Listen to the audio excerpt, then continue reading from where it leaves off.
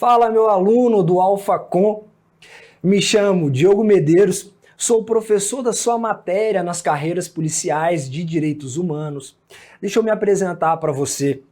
Eu sou delegado de polícia do estado de Santa Catarina e professor de direitos humanos. Fui delegado de polícia no estado de Minas Gerais. Ao todo aí estou com quase 9 anos de polícia. E aí nesse momento você está se perguntando, porra, professor de direitos humanos, mas é policial? Eu esperaria um professor de direitos humanos teórico, humanista, pertencente à ONG, não é isso? Galera, vocês vão ver que ao longo do curso, a matéria direitos humanos e que você, meu aluno, já está pensando em direito dos humanos, na sua cabeça você já falou, porra, direito dos humanos, que saco. Vocês vão ver que direitos humanos não tem nada a ver com direito dos humanos, com proteção a uma pessoa em específica, um infrator da lei. Não, direitos humanos se refere a toda e qualquer pessoa. É a proteção dos direitos básicos a toda e qualquer pessoa. E aí vocês podem ver, olha no meu Instagram lá, @DiogoDBM, vocês vão ver que eu trabalho com investigação. E eu não preciso esculachar ninguém para aprender, para realizar a investigação. Na verdade, eu como delegado de polícia, eu sou o primeiro agente do Estado que garante direitos fundamentais do ser humano. Trabalhando de forma profissional, vocês vão ver, pessoal, e é isso que eu quero desmistificar, lá na frente vocês vão ver o resultado de vocês por intermédio de uma sentença condenatória. Você, meu aluno, por exemplo, que está estudando para a Polícia Civil, você tem que se profissionalizar nos atos de investigação para que lá na frente não ocorra uma nulidade na ação penal. Só que, independente disso, de desmistificar ou não a matéria, o que eu quero com você é fazer com que você acerte as questões. Tornar direitos humanos uma matéria tranquila. Se preocupa com contabilidade, de repente, se cair na sua prova, física e essas matérias que são muito mais chatas do que a minha. A minha matéria aqui, eu quero que você acerte as questões com tranquilidade. Não é 70%, não é 80%, é a integralidade das questões. Vocês vão ver aqui que a minha matéria, eu passo ela de modo aprofundado. Eu não passo aquilo que é básico. O básico vocês podem ler em qualquer lugar. Aqui não. Aqui eu vou passar muito além, já prevendo um concurso de nível difícil. Então, você, meu aluno, que está assistindo essa prova, eu espero que na sua prova nós temos uma prova difícil de direitos humanos, porque isso irá diferenciar você do seu concorrente. Uma questão fácil todo mundo acerta, uma questão mediana talvez também, mas uma questão difícil, e é essa questão difícil que eu vou trazer aqui para você, é que eu vou passar e que vai diferenciar você de outro candidato. Beleza? Então vamos agora à apresentação do curso. Eu vou passar aqui os pontos. Eu vou trabalhar ao longo do material com vocês, e o material está todo em PDF, você antes de começar a aula já baixa o material para ir acompanhando, vocês vão ver que eu divido a matéria em pontos. Então olha só, acompanha comigo aqui que vocês vão ver quais são esses pontos que serão trabalhados ao longo do curso. Olha só, nós temos aqui 7 pontos em específico, tá? O ponto 1 eu vou sublinhar de vermelho, olha só. Vou até fazer um quadrado. Esse ponto aqui, que eu vou botar uma seta com um asterisco, é o ponto mais cobrado para vocês em qualquer concurso. Qualquer concurso policial, teoria geral dos direitos humanos, o ponto 1 é o ponto mais trabalhado, mais recorrente em todo e qualquer concurso. Dentro desse ponto a gente vai trabalhar, por exemplo, conceito de direitos humanos, terminologia dos direitos humanos, características dos direitos humanos, eixos de proteção e classificações. É mais ou menos isso que a gente vai trabalhar com vocês. Então se liga, muita atenção aqui, nesse ponto 1, teoria geral dos direitos humanos. Depois a gente vem com a afirmação histórica dos direitos humanos. Se liga aqui que às vezes a afirmação histórica pode estar junto com teoria geral. Nesse ponto, a afirmação histórica é quase uma aula de história. É você coadunar os documentos históricos mais importantes com as gerações de direito. Aquela ideia de primeira, segunda, terceira geração que a gente vai ver ao longo do curso e que despenca em prova. E se liga, meu aluno, aqui, na verdade, direito constitucional faz interseção com direitos humanos. Então, às vezes, a gente vai estar estudando uma matéria, um conteúdo que pode cair tanto em direito constitucional como também em direitos humanos. Fechou? Beleza, então a afirmação histórica. Ponto 3. Direitos humanos e responsabilidade do Estado. Aqui parece um pouco com aquele artigo 37, parágrafo 6º da Constituição Federal, que fala da responsabilidade objetiva do Estado. Na verdade, aqui é como o país pode ser responsabilizado internacionalmente pelo descumprimento de um tratado internacional. Olha só, anota aí, porque eu tenho um vício de linguagem que, na verdade, vem do direito internacional. Se liga, quando eu falo, galera, em Estado, quando eu falar aqui com vocês em Estado, eu estou me referindo ao país. Eu não estou me referindo a um Estado membro, Paraná, Santa Catarina, Espírito Santo. Não, eu estou falando de país. É a terminologia utilizada no direito internacional público. Então, quando eu falar de Estado, leia-se, via de regra, país. Beleza? Então, responsabilidade do Estado, leia-se, responsabilidade do país pelo descumprimento de tratados internacionais nas cortes internacionais. Fechou? Ponto 4.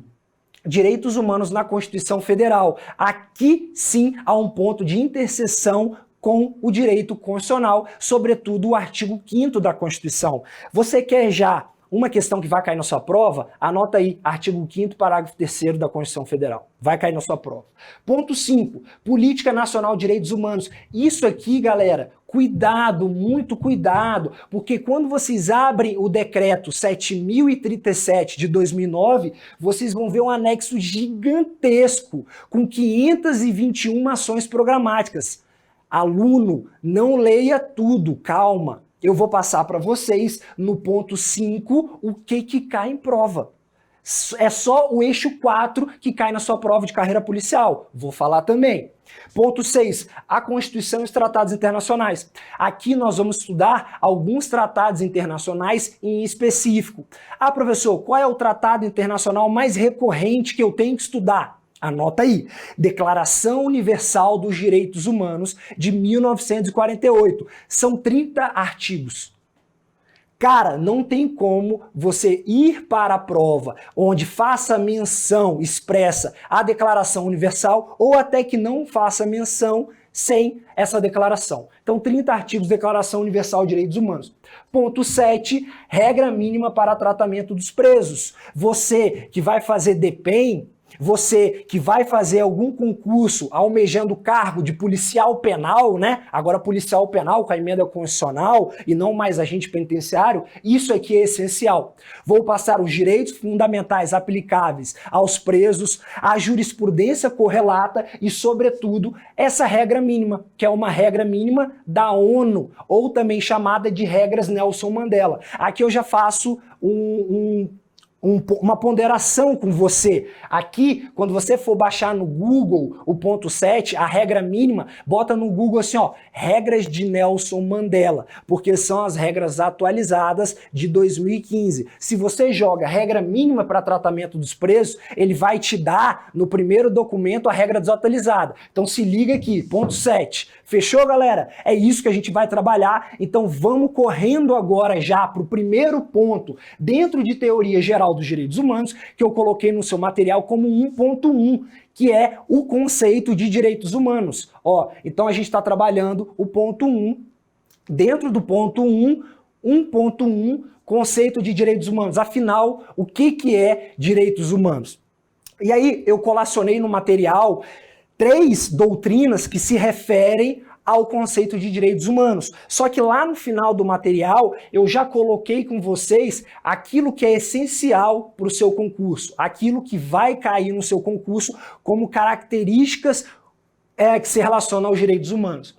Olha só, conceito de direitos humanos é um conjunto de direitos que são previstos em tratados internacionais e que são protegidos e promovidos. Aí eu fiz os seguintes questionamentos aqui. Conjunto de direitos. Tá, quais direitos são esses? são protegidos e promovidos por quem? Quem deve respeitar os direitos humanos? Então, olha só, direitos humanos nada mais é do que o conjunto mínimo de direitos. Se eu for relacionar duas características, se você falar assim, eu não quero assistir sua aula, então só olha isso aqui, para a prova. Você vai adotar o seguinte, direitos humanos significa inclusão, significa todos, significa universalidade. Anota aí, o direito vale para toda e qualquer pessoa. Então, aquilo que você pensa do brocardo lá, reducionista, direitos humanos para humanos direitos. Então, só quem seria direito gozaria, fruiria desses direitos humanos. Está errado. A dignidade da pessoa humana é o valor central da nossa matéria. Significa que os direitos são aplicados a toda e qualquer pessoa. O que significa que a dignidade da pessoa humana, você vai ficar puto comigo agora, mas eu só estou enfatizando, você vai ficar puto. Os direitos humanos, o direito do Ayrton Senna, a dignidade do Ayrton Senna é a mesma dignidade do Fernandinho Beiramar. Não existe diferença entre pessoas. Todas as pessoas, por serem humanas, são titulares de direitos. Então, para sua prova, inclusão, todo mundo, beleza? Em que pese, em direitos humanos, às vezes, nós vamos proteger grupos minoritários, grupos vulneráveis, em razão daquilo que a gente chama de igualdade sob o viés material. Já vou falar. Então, beleza. É a proteção básica de direitos. Só que olha só, o que é direito? Antes, o que é um direito? E aí você se liga que para todo direito corresponde a um dever. Se eu tenho um direito, você tem um dever. Se eu tenho um direito aqui, você tem um dever. Como assim, professor? Vem comigo aqui, olha só. Então eu estou desmembrando o conceito. Direitos humanos é um conjunto de direitos. Antes de te falar quais direitos são esses, eu vou te falar o que é direito. Tá aqui, ó. Olha só, para todo direito corresponde um dever. Para todo um direito corresponde um dever. Nós temos o direito primário, que é o direito de liberdade. Então eu tenho a liberdade de manifestar meu pensamento, sendo vedado o anonimato. Está no artigo 5º, inciso 4º da Constituição. Você sabia que o artigo 5º, inciso 4º, ele é o artigo que mais cai em todo e qualquer concurso, em qualquer matéria? Em qualquer matéria, artigo 5º, inciso 4º, é a questão com mais recorrência em todo e qualquer concurso. Mas o que você está falando, professor? Qualquer concurso, porra. Qualquer concurso. É livre a manifestação do pensamento sendo vedado ao anonimato. Eu tenho a liberdade de manifestar meu pensamento. E você? Você se abstém. E o Estado censura, é vedado a censura. Se eu tenho a liberdade de manifestar meu pensamento, o Estado não pode censurar essa manifestação do pensamento. Então, para toda liberdade, há uma abstenção pelo Estado e pelo particular.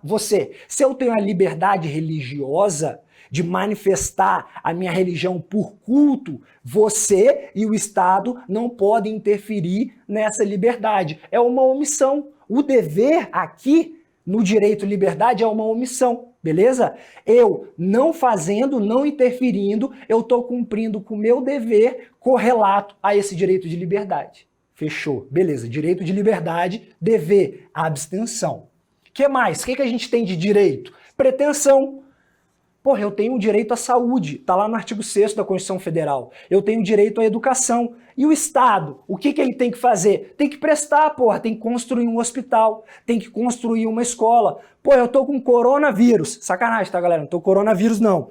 Mas se eu tiver com coronavírus, eu tenho que ir a um hospital que tem que me prestar o serviço adequado. Então, para essa minha pretensão, qual seja educação ou saúde, o Estado tem que prestar esse direito. Então aqui há um dever. Olha como o direito de liberdade é antagônico ao dever de prestação. Na liberdade, o outro se abstém de agir. Na pretensão, o outro, que é o Estado, tem que prestar. Como? Por intermédio de políticas públicas, construindo escola, construindo hospital, beleza?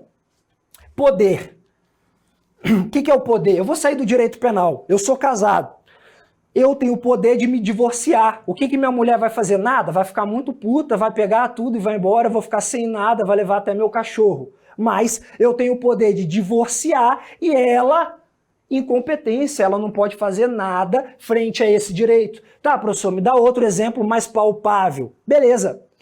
Eu prendo alguém em flagrante, beleza? Artigo 302 do Código de Processo Penal, tá lá, as hipóteses, situações flagranciais. O que eu tenho que fazer? Eu tenho que comunicar à autoridade judiciária imediatamente. Então, o indivíduo que é restrita a liberdade de locomoção dele, a outra pessoa que é o Estado é obrigada a realizar um direito. Exemplo aqui, a pessoa presa em flagrante, o Estado, por intermédio aí do delegado de polícia, tem que comunicar à autoridade judiciária e agora tem que encaminhar esse indivíduo à audiência de custódia, segundo a lei anticrime, o artigo 310 do Código de Processo Penal. Então, o poder corresponde aqui a uma incompetência.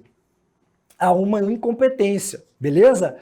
A imunidade, o direito de imunidade corresponde a uma não interferência. Como assim? Vou te exemplificar isso aqui. Uma imunidade.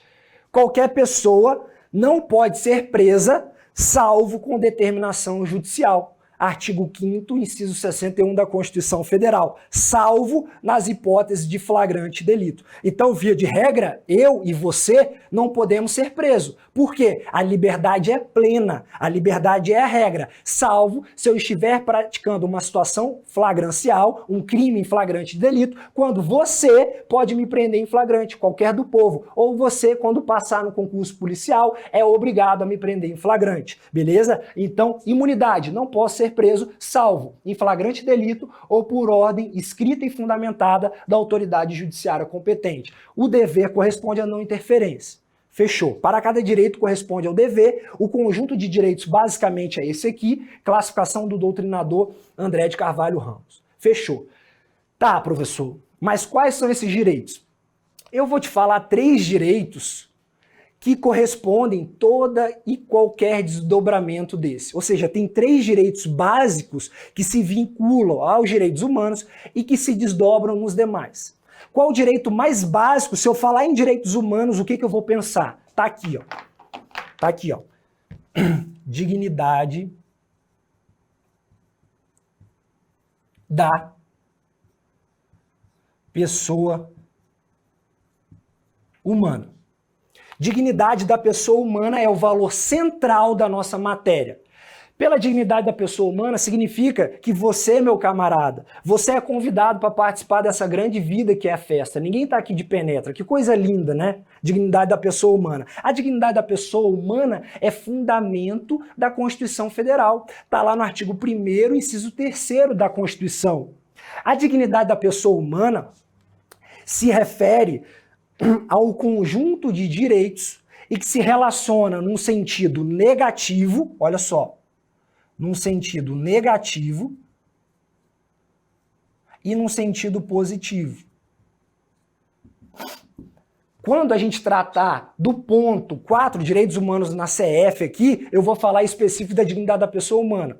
Só que já vem com isso aqui, ó, dignidade da pessoa humana em seu sentido negativo significa a vedação ao tratamento desumano, degradante e às discriminações odiosas. O que significa, por exemplo, que é vedado, via de regra, o uso de algemas, salvo no caso da súmula vinculante número 11, quando há perigo à integridade física própria ou alheia, resistência ou perigo de fuga, devendo essa excepcionalidade, qual seja do uso de algemas, ser fundamentada por escrito. Então, em seu sentido negativo, é vedado o tratamento desumano, arbitrário e as discriminações odiosas. A dignidade da pessoa humana, em seu sentido positivo, significa que o Estado tem o dever de prestar, tá aqui, ó, tem o dever de prestar conjunto mínimo de direitos, sem o qual não há que se falar em uma vida digna. Então, a dignidade da pessoa humana, em seu sentido positivo, se refere ao mínimo existencial. Mínimo existencial é o sentido positivo da dignidade da pessoa humana, que se refere ao conjunto mínimo de direitos, sem o qual não há que se falar em uma vida digna. Você falou que todo mundo é convidado a essa festa, mas, porra, como que eu tenho dignidade se existem milhares de pessoas que vivem além da linha da pobreza? É isso aqui. O Estado, então, ele tem que prestar um conjunto mínimo de direitos. Assistência à saúde, à educação, assistência aos desamparados, porque sem esses direitos eu não posso escolher um ideal para mim de vida boa, beleza? Então, dignidade da pessoa humana a gente vai falar mais à frente. O que mais? liberdade. A liberdade é o direito intrínseco ao ser humano que é pressuposto da fruição e gozo de outros direitos. E tá aqui, ó, toda liberdade prevê um dever de abstenção. Então eu tenho a liberdade de manifestar o meu pensamento, eu tenho a liberdade religiosa, eu tenho a liberdade de informação jornalística, eu tenho a liberdade de fazer tudo aquilo que a lei não proíbe, que se refere, que se desdobra até no princípio da legalidade, artigo 5º, inciso 2, significa que eu posso fazer tudo aquilo que a lei não proíba. Isso significa liberdade. Ou seja, o Estado, ele se abstém de agir no que se relaciona a esses meus direitos civis. Direitos civis, então, tem a ver com as liberdades, beleza? A liberdade, então, é o segundo direito, que é um pressuposto desse conjunto mínimo de direitos dentro do nosso conceito de direitos humanos. E também igualdade. Se liga aqui, também vou falar mais à frente desses 3 direitos. Igualdade significa, em um primeiro momento, no século XVIII, lá nas revoluções burguesas, Revolução Inglesa, Francesa e Americana, significa igualdade de tratamento na lei. Então a lei, ela é proibida de tratar pessoas que estão em situações iguais com critérios diferentes. Então, quem está em situação igual não pode ser tratado de forma diferenciada na lei. Essa igualdade aqui, no entanto, é a igualdade formal. Olha só. A igualdade formal é a igualdade na lei, é a igualdade de previsão na lei. A lei não pode tratar de forma diferente. Só que nós vamos perceber que, principalmente no século XX, a sociedade torna-se extremamente desigual. Há uma miséria abundante, há uma desigualdade econômica, há uma desigualdade política, e aí o Estado ele vai precisar intervir em pessoas que estão em situação historicamente desigual. E a isso nós chamamos de minoria. A minoria, galera, não significa, na verdade, não é um conceito numérico. Porque, por exemplo, as mulheres hoje são minorias, mas estão historicamente em uma situação de desvantagem, em desigualdade de gênero. E aí, por exemplo, vem a Lei Maria da Penha para reger essa situação de violência doméstica e familiar contra a mulher. Então, existem grupos desiguais, existem grupos que historicamente estão em situação de desigualdade. E aí, vendo que existe uma desigualdade econômica, social, de gênero, política na sociedade, nós precisamos, por um critério de justiça distributiva, conceder mais direitos a essas pessoas. Lembra que no começo da aula eu falei que universalidade é o cerne dos direitos humanos, que todos são iguais? Beleza, todos são iguais, todos são titulares de direitos, tão somente pelo fato de ostentar a condição humana. Mas existem pessoas que, por intermédio daquilo que a gente chama de justiça distributiva, demandam maiores doses de proteção do Estado. Isso que eu estou falando se chama, você já sabe, e já falou aí que eu ouvi, igualdade material. A igualdade material, então, ela decorre daquele velho brocardo de tratar igualmente os iguais e desigualmente os desiguais na medida de sua desigualdade. É perceber que na sociedade existem grupos vulneráveis e conferir a esses grupos vulneráveis maiores doses de proteção, como, por exemplo, a lei de cotas raciais, que foi entendida constitucional pelo Supremo Tribunal Federal. Beleza? Também vou falar lá no ponto Direitos Humanos na Constituição Federal. O fato é que dignidade da pessoa humana, liberdade e igualdade são caracteres centrais da nossa matéria, da onde todo e qualquer outro direito decorre disso aqui. Pega lá no artigo 5º da Constituição Federal, tem 78 incisos. Todos aqueles 78 incisos, de forma expressa ou implícita, decorrem ou da dignidade da pessoa humana, ou da liberdade, ou da igualdade. Beleza? Então vamos lá, conjunto de direitos. Você já viu quais são o bloco desses direitos e que a todo direito corresponde um dever e que dignidade, liberdade e igualdade é o cerne da nossa matéria, principalmente a dignidade da pessoa humana, que é um atributo essencial a todo e qualquer ser humano. É uma qualidade intrínseca e distintiva de cada ser humano. E aí passo para o segundo caractere do nosso conceito. Esse conjunto de direitos eles estão previstos em tratados internacionais. Estão previstos em tratados internacionais. Isso aqui, galera, já anota aí que eu já vou puxar para o nosso segundo bloco. Os tratados internacionais, que são previstos esses direitos, vão distinguir direitos humanos de direitos fundamentais. Os direitos humanos estão previstos aonde? Em tratados internacionais. E aquilo que a gente chama de direitos fundamentais estão previstos no ordenamento jurídico interno. Então, essa previsão em tratados internacionais é o que diferencia direitos humanos de direitos fundamentais. Beleza? Ah, professor, mas eu vi Convenção Americana de Direitos Humanos, que é o nosso apelido para Pacto de São José da Costa Rica. A gente aqui, lembra que eu falei, que eu combinei que quando eu falo um Estado significa país? Vamos combinar outra coisa. Quando eu falo em tratado internacional, é a mesma coisa que convenção internacional e pacto internacional. Então, tratado, convenção e pacto, para a gente aqui é a mesma coisa, beleza? Ou seja, todos os três têm força jurídica. E aí a gente vai ver que, por exemplo, declaração não tem força jurídica. Tratado, pacto, são normas de hard law, impõem obrigações formais ao Estado. A declaração não. Nós vamos ver também lá para frente.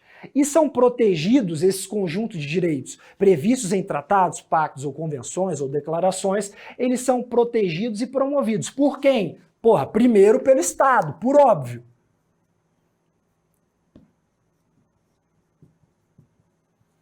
Aqui, leia esse país. São protegidos e promovidos pelo Estado. Então, o Estado, o Brasil, tem que respeitar direitos e garantias fundamentais. Para eu prender alguém, eu só posso prendê-lo em flagrante delito. Artigo 5º, inciso 61 da Constituição Federal. Ou por ordem escrita e fundamentada da autoridade judicial. Tem que ter um mandado de prisão. Tá. Quando eu prendo o indivíduo, ele tem o direito ao silêncio. Artigo 5º, inciso 63 da Constituição Federal. Eu tenho que informar a prisão à família, ao advogado, tem que comunicar imediatamente à autoridade judicial, ao Ministério Público, ao advogado, se ele não tiver advogado, à Defensoria Pública. Então há uma série de direitos que o Estado deve respeitar frente ao ser humano. Então são protegidos. Quando eu falo protegido, eu falo numa abstenção. Aqui, ó, vem comigo na tela. Quando eu falo em protegidos, eu falo numa abstenção. Quando eu falo em promovidos, eu falo numa ação. Por exemplo, o dever de prestar a educação, o dever de prestar um saneamento básico, o dever de proteção à maternidade, à infância e assistência aos desamparados. Beleza? Então, precipuamente, esses direitos ligados à dignidade da pessoa humana, à liberdade e à igualdade, são protegidos pelo Estado. Se liga aqui, olha o diferencial para a sua prova. Essa proteção e promoção pelo Estado, lá na frente, lá na classificação, nós vamos chamar isso de eficácia vertical dos direitos humanos ou dos direitos fundamentais. Essa proteção e promoção pelo Estado, frente ao particular, nós chamamos de eficácia vertical. Só que, se liga, esses direitos, eles também devem ser protegidos pelo particular. Olha aqui, ó.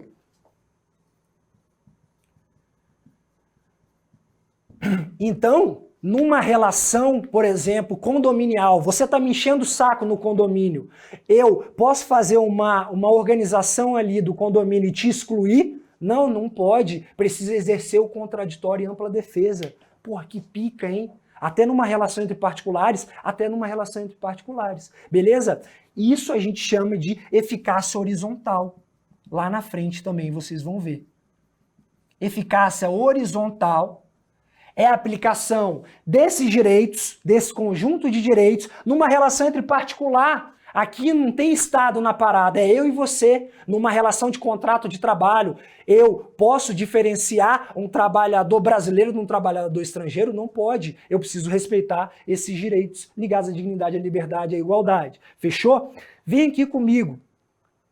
Uma sociedade pautada na defesa de direitos, ou seja, uma sociedade inclusiva,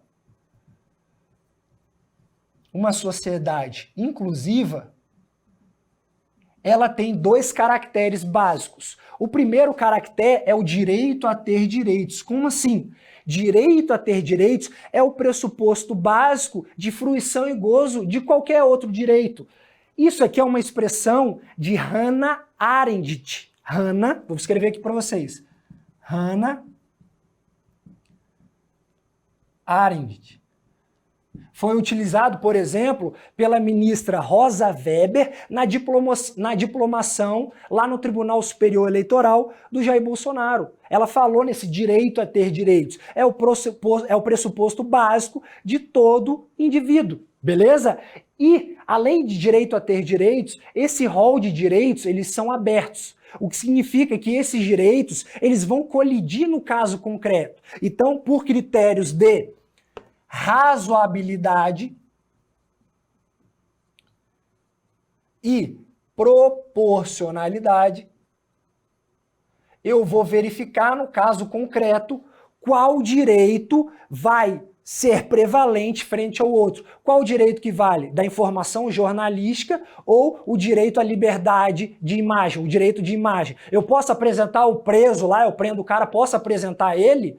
Ou seja, vale o direito à informação ou o direito à imagem? Depende do caso concreto. Eu quero apresentar esse cara porque eu sei que existem outras vítimas de um crime de estupro e essas vítimas vão reconhecer esse cara, aí eu posso apresentar, porque vale o direito à informação. Ou eu só quero apresentar para me mostrar fodão, pô, eu sou foda, prendi aqui o cara. Não, aí não pode, vale o direito à imagem. Esses direitos, então, eles colidem entre si no caso concreto, o que significa que nenhum direito absoluto. Beleza, pessoal? Passado esse conceito de direitos humanos, vamos ao bloco 2 no que se refere à terminologia.